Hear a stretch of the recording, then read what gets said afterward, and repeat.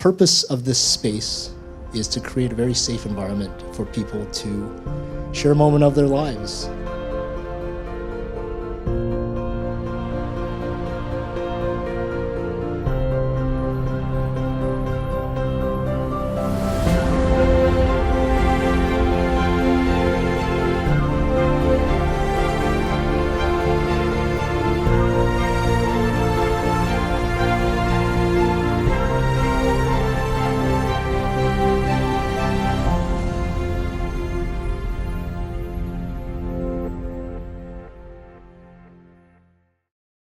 Matatagpuan sa 104 and 138 na may higit sa 300 sasakyan, brand new and pre-owned, ay pwede niyong pagpipilian. Bago ka pa sa bansa, wala ka pang credit score, walang problema. Marami kaming selection from all makes and models, and all trade-ins are welcome. Higit pang impormasyon sa sirmitsubishi.com. Located one block north of St. Paul's Hospital, Downtown Denture Center features complete and partial teeth restoration options. With 35 years experience, Anthony Chung offers mobile services and emergency repair consultation 24 hours a day. Downtown Denture Center, just off Nelson at 970 Burrard in the lobby of the Electra Building.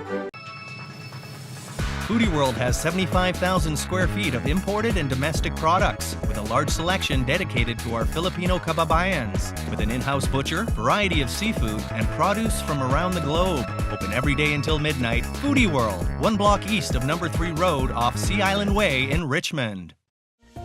Centrally located in the Richmond Auto Mall since 1984, Richmond Honda features a large selection of Honda certified pre-owned vehicles.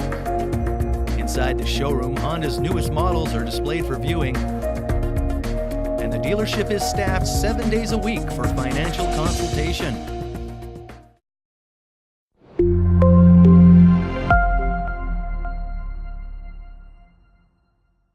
All the stories that you're going to hear tonight are personal in nature, some of which can encroach on dark topics as addiction, abuse, self-harm.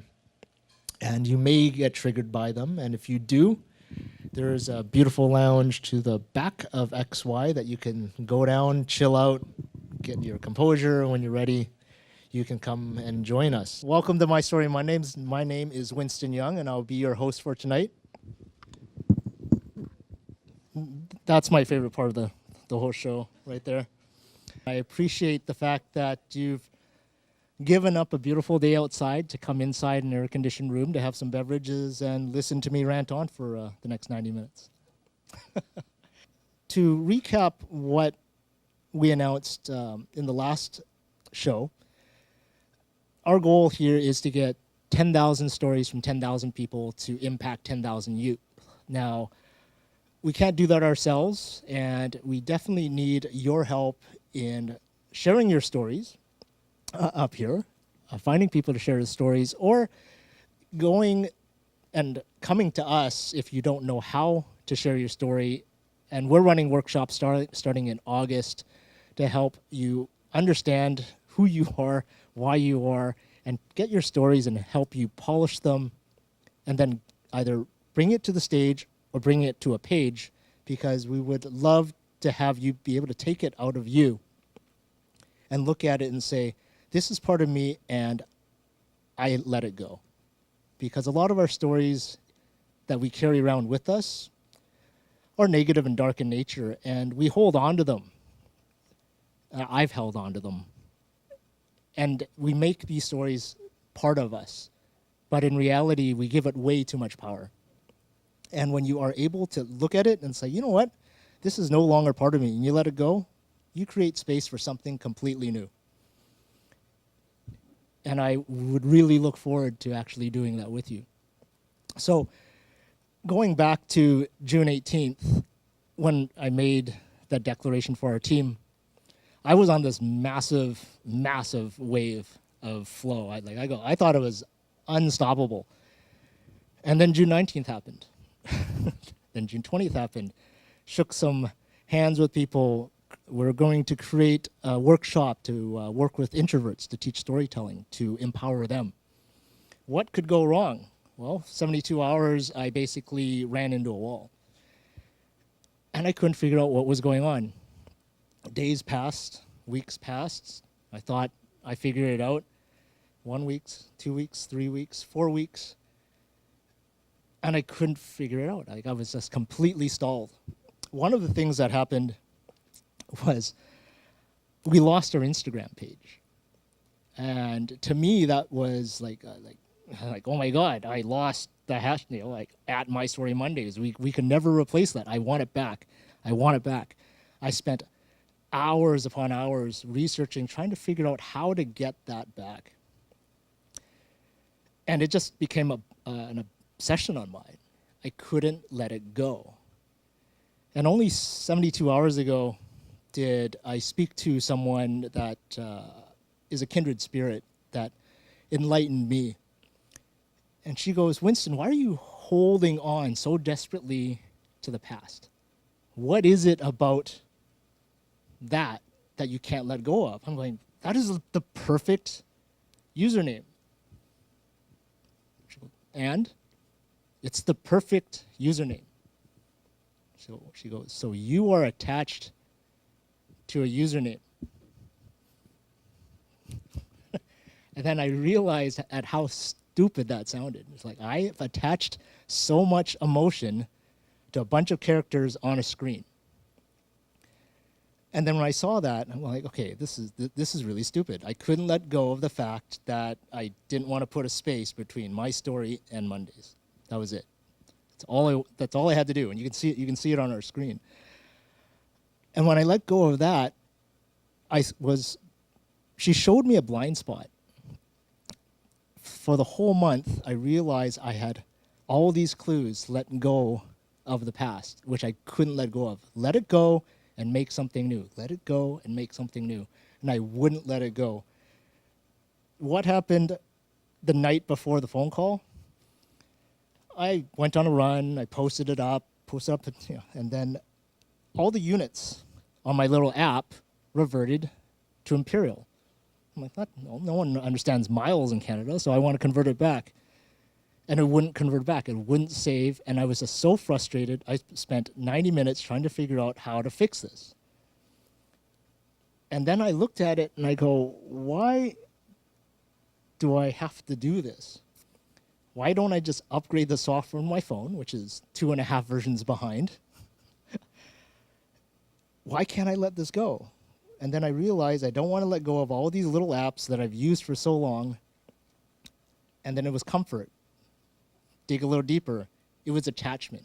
I was attached to the comfort I had of how I used to be. So with that, with the Instagram issue, with all these other issues that came up, including the show itself, I realized in order to move forward the way that we want to, in order to get 10,000 stories from what My Story is, we have to let go of everything that we used to do in order to become who we need to be. So, with that being said, I thank all of you for being here so we can take that first step towards that goal. So, with that being said, our first speaker, she's living her life, and then when life came up and said to her, like it said to me, you got to do something because you're just holding on. But what are you going to do? And if you don't do anything, you know, what I'm told is the universe gives you a little poke, then it gives you a shove, then it gives you a push, then it's going to come down with the hand of God and give you a smash. And at that point, if you don't pay attention that you have to do something with your life, it's not going to end up very well. And I invite Robyn McTague to the stage to share her story.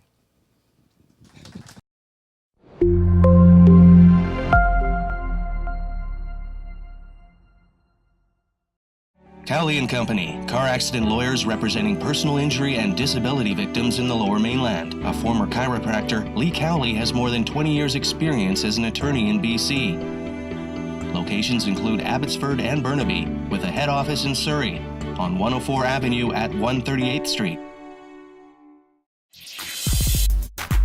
Marami kaming selection from all makes and models, and all trade-ins are welcome. Bago ka pa sa bansa, wala ka pang credit score, walang problema. Garantisado ang financing, plus meron kaming certified warranty technicians for all your services and repairs. Matatagpuan sa 104 and 138 and at surreymitsubishi.com.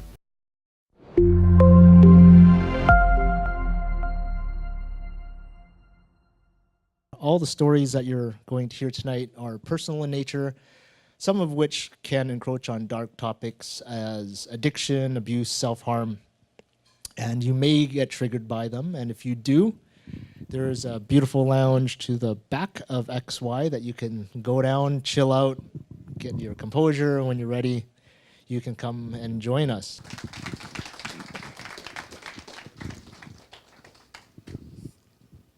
Thank you, Winston. Let's see if I can hold the mic steady. Number one.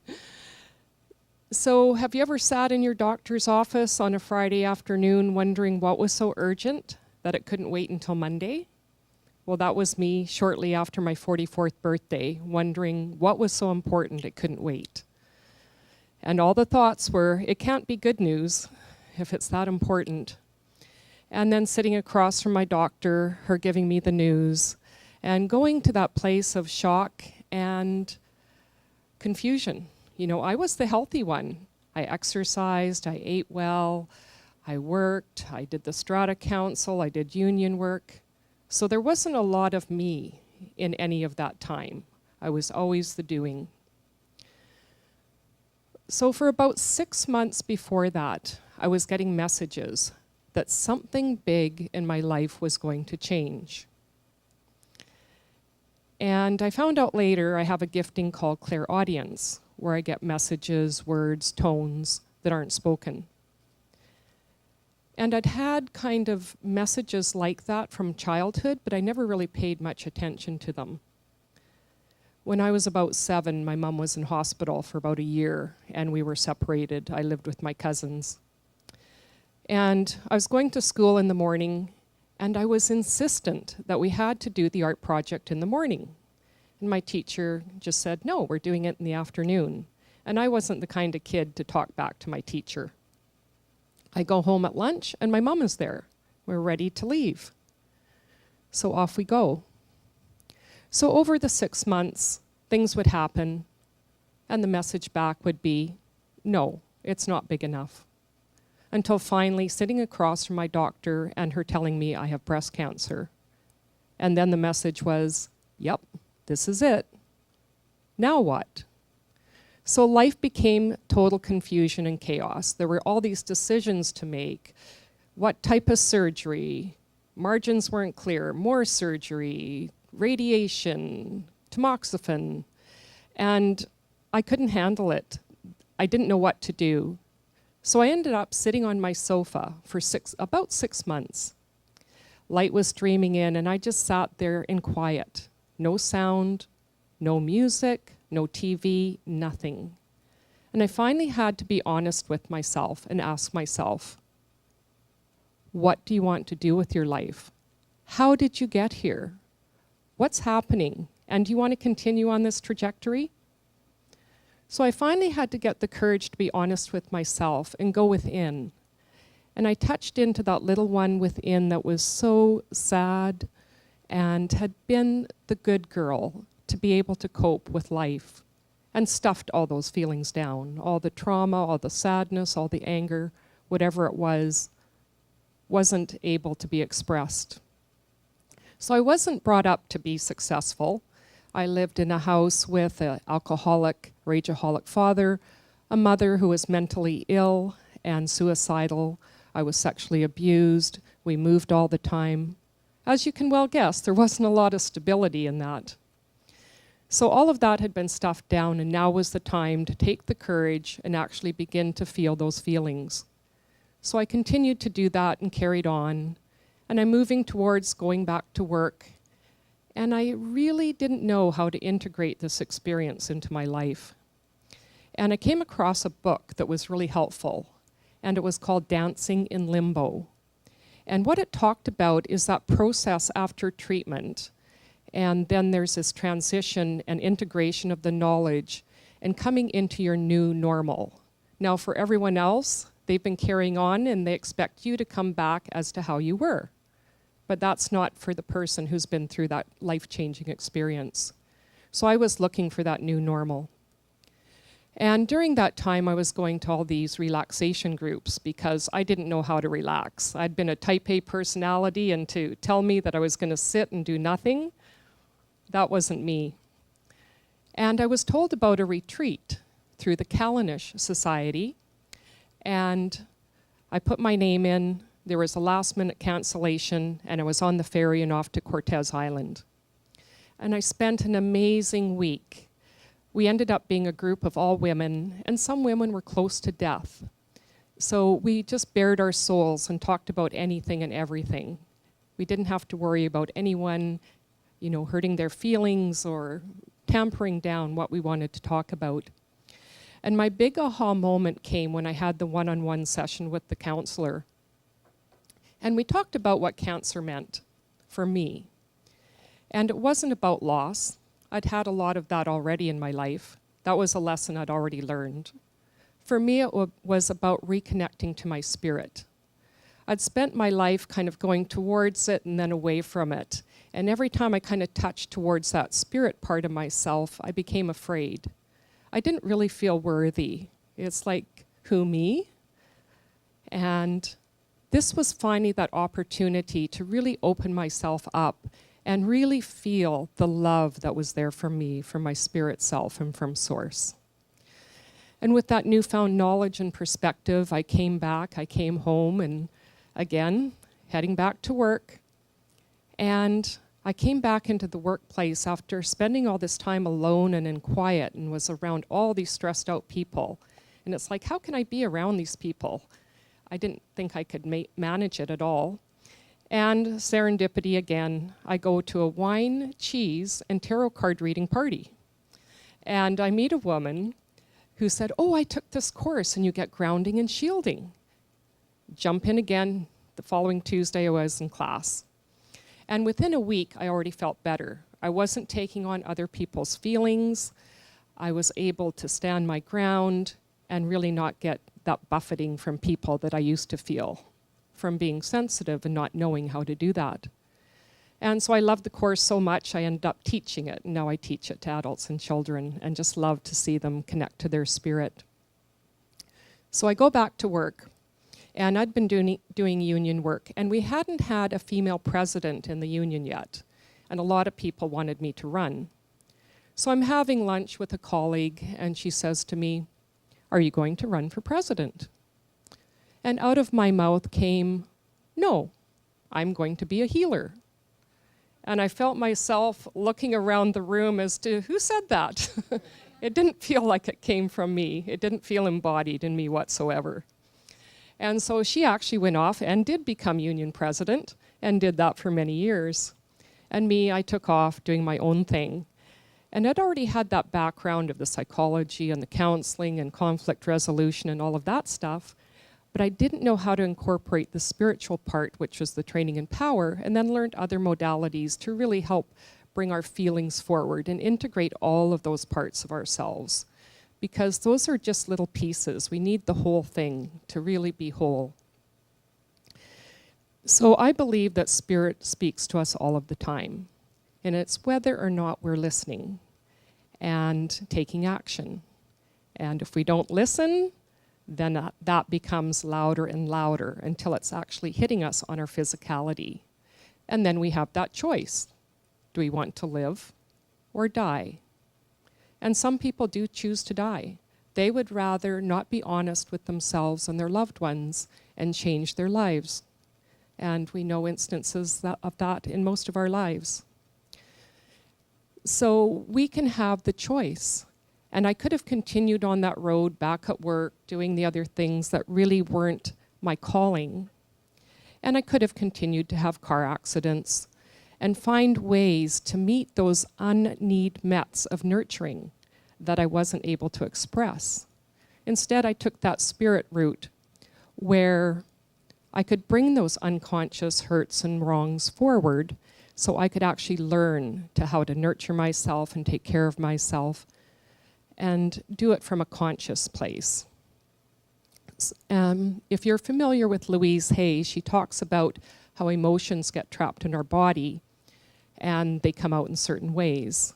The breast is around nurturing, cancer around grief and secrets. And those were the lessons that I needed to learn. So I believe we all have some form of trauma, and it can be something fairly insignificant to others all the way to the extreme. But it's just part of living. You know, our parents and the people in their lives have their own woundings, and they didn't know any better. So we take that on and start to take that beating ourselves up over from what other people did to us. So I believe the way in is through kindness. We need to have that kindness for ourselves so that we can be honest and come from a place of non-judgment and acceptance of what happened. We all have little ones inside that were hurt, that felt alone, abandoned, because those adults that we trusted and thought were going to protect us weren't there for us. And so now we can come back as the adult with support to actually help them walk through that and really acknowledge and witness what they went through and let them feel those feelings and release them so we can move forward and bring those unconscious patterns forward into our consciousness and actually address them. So with the kindness, sometimes we don't always have really good role models for that. So the more that we can get help from others to help us to learn that.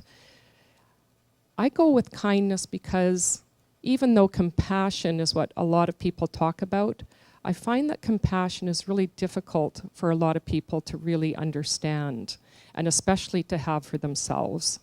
But with kindness, it's a little simpler for people to understand. When you think about a baby or small animals, we can actually tune to that feeling of kindness.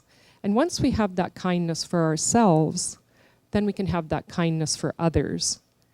And we can actually create a world of kindness, one person at a time, and actually create that life of freedom that we're all entitled to and that we all have our birthright for. Thank you.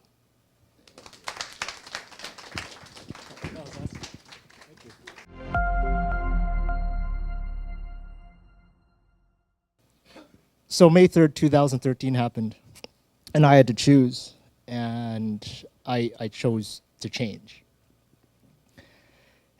And I wish to tell you that it was all rainbows and unicorn farts, but it wasn't. It was difficult. I thought I was in shape. I was lying to myself that I was in shape. That Saturday, my friend dragged me into the gym, and that became the first step into a really long journey where I'm looking at her, being very judgmental. I say, oh, I'm looking at that girl. She's doing all this stuff. I could do that, right? I was full of that I could do half of that. And then one day a sequence of events happened that led me into a experimental workshop. And I walked into those doors on June 17th, 2016. And I had no idea what was going to happen walking through those doors. But one thing that did happen was I was given a new definition for forgiveness. Everyone, my name is Lucky Sioy. I am a vlogger, plant-based influencer, and Ironman athlete. So I've been sitting back there and debating on how I was going to start my story today. I think I'm going to start when I was in Los Angeles. Just a little over 2 years ago, before I met Winston, I was living in LA, no visa, living off my savings, and just enjoying life.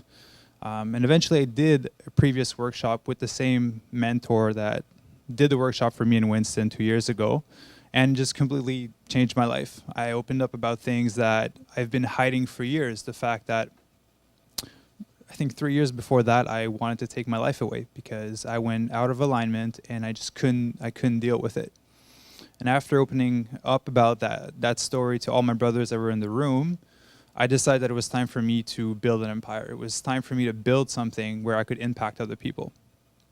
And then I looked at my bank account, and I had $100 left, and the only flight I could buy was to Vancouver. So I went on social media, I asked who was living in Vancouver, who I knew that was living here, and I had one buddy from Montreal that just moved to Surrey.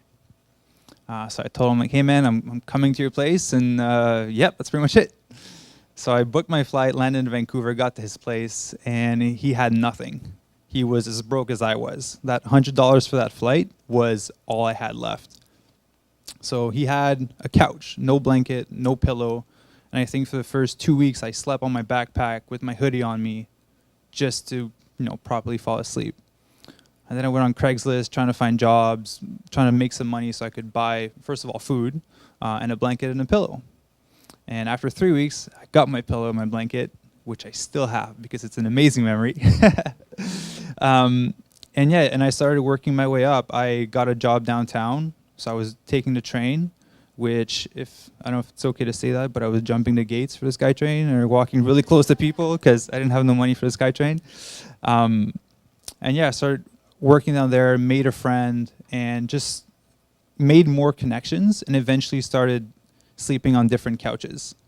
So I think I couch surfed for a full 9 months before I was able to save up my money to get my own place. I think I did like Surrey, New West, Mount Pleasant, downtown, and then Kitsilano, and then Olympic Village for my first apartment.